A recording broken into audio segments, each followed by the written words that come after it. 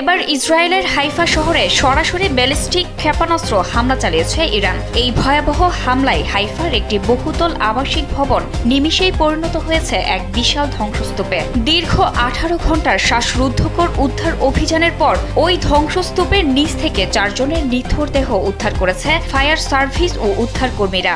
নিহতদের মধ্যে রয়েছে 80 বছর বয়সী এক বৃদ্ধ ও এক বৃদ্ধা, 40 বছর বয়সী এক পুরুষ এবং 35 বছর বয়সী এক নারী। ভবনটি পুরোপুরি ধসে পড়ায় চরম ঝুঁকির মধ্যে থাকায় হোম ফ্রন্ট কমান্ডের সহায়তায় অত্যন্ত সতর্কতার সাথে উদ্ধার কাজ চালানো হয়।